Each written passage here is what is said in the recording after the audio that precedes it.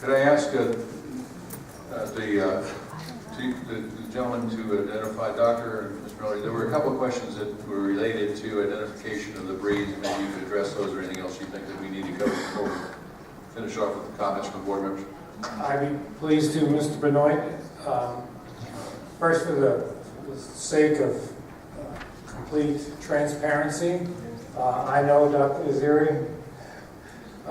We have spoken of these issues many times. As a matter of fact, Dr. Voigt conducted a major part of her visual breed identification testing, the results of which the good doctor presented.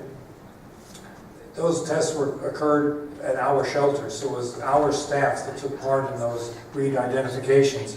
And we find it particularly perplexing. The reason is, maybe, and I'm obviously not a geneticist, but the markers that describe which breed is what may be too common among or shared among a lot of breeds, so that the results you get in these breed identifications oftentimes defies logic. There were some breeds some dogs that were tested, and then staff was asked to identify them. The breed that was actually allegedly there to 25% or whatever, some of us have never even heard of that breed, never mind seen it at one of our animal shelters. So I'm only suggesting, with all due respect to the science involved, that the breed identification genetic testing is not an absolute either. And to that end, we all in the industry and the media and the victims of unfortunate incidents involving dogs relies on the phenotype, the animal that's presented, its characteristics, whether it's a big jaw, big head, short legs, long body. We use that to describe what kind of dog, what breed of dog it is. And it's not perfection by all means. But there seems to be a consensus. Dare I make the comparison with pornography, the old adage about pornography that no one can define it, but everybody knows it when they see it. Unfortunately, I would respectfully submit that that is true to identifying breeds of dogs as well. You can't really tell exactly what it is, but you think it's a pit bull or a German Shepherd or a Schnauzer mix when you see it. The issue about how does the animal get identified and what would be an appeals process. The appeals process is outlined in the ordinance, the proposed ordinance, and it would involve the exact same genetic testing that Dr. Aziri has relied his research upon. The price of these tests is coming down as more people avail themselves of it, but I'm not suggesting that it's mere pennies. It's, Chris, about $100 now? I think it's just under that, but ballpark. Yeah, just under $100. It used to be between $100 and $200. So perhaps the accuracy, as we perceive the accuracy, will improve over the years as well. Who IDs the animals? It is the referring veterinarian. When we process licenses, and this program would be through licensure, it is the rabies certificate. The state of California prescribes what needs to be on a rabies certificate, and it is off that certificate that we describe as a department what breed the animal is. It's not necessarily myself, Mr. Miller, or any of our staff. We get literally thousands of rabies certs. If it says pit bull on it, we don't question it. If it says German Shepherd Cross, we don't question any of that.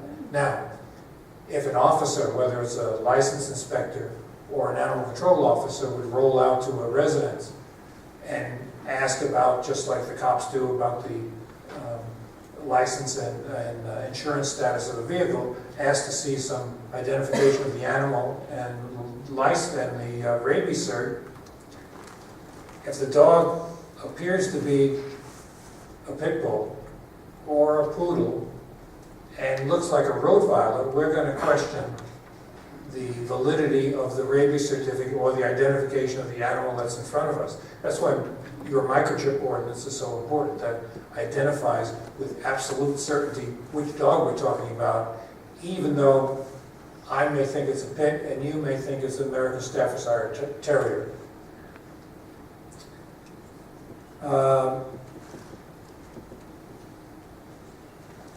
I would disagree with the good doctor in that the way dogs came about is related to performance almost as much as phenotypes or the way the animal looks. Certainly dachshunds were bred to go after weasels, and you can't hardly fit a German Shepherd down a weasel hole, but a dachshund does a pretty good job at accomplishing that because their legs are that short and the body's that long. So there are other considerations. We, meaning society, have also bred animals, dogs especially, for genetic aberrations. None of us likes to think that boxers came out with those brachycephalic dogs with pushed-in noses. What benefit does that ever have to any of these animals, other than someone or a group of people that sometimes thought that that was cute or looked different enough to be prescribed as a separate breed? In conclusion, I would just want to stress the point that it's most of the time it's the phenotype, it's the way the animal looks, perceives to us as what, or anybody, as what particular breed of animal, of dog that is.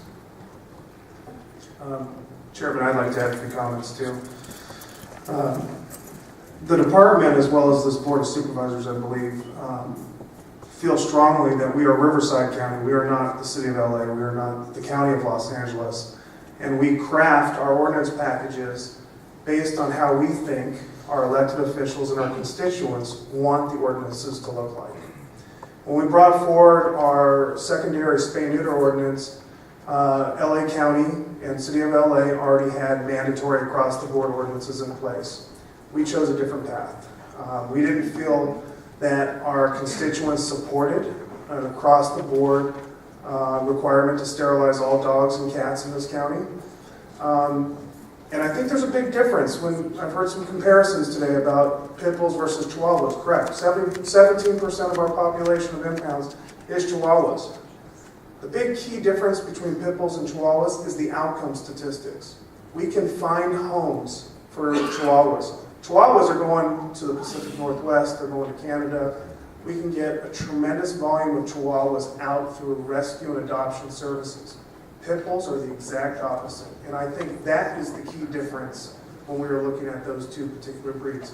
All other breeds combined, I don't think a single other breed makes it even to the 10% percentile. Well, I would have to disagree. Okay, well, And this falls back on the 10% of all our dogs are terriers, but that's not a real breed. It's just how staff describes a brownish, medium-sized dog with curly hair and a long snout, and maybe the ears got cropped, but they're more erect than they are floppy. That's a terrier. 8% are shepherds, shepherd mixes. We'll leave the German part out of it because most of those dogs are what I like to call the generic brown dog. They're 40 to 60 pounds. They have relatively medium to long brownish hair, sometimes with black streaks in it, erect ears and a long snout.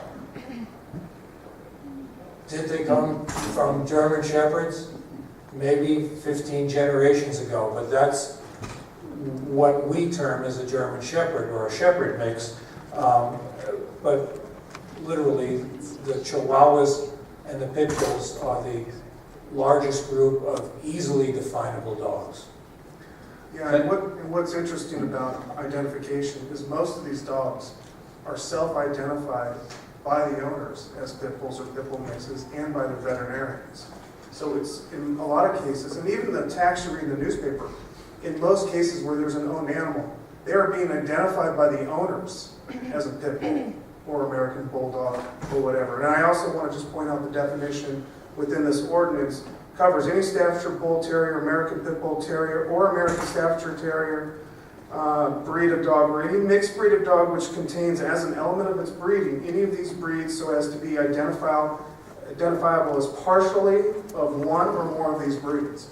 So it does have a little bit of a range there, and I think there is a difference, and no disrespect to one of the speakers, I think there is a difference between what we all picture as a pit bull and an American Staffordshire Terrier.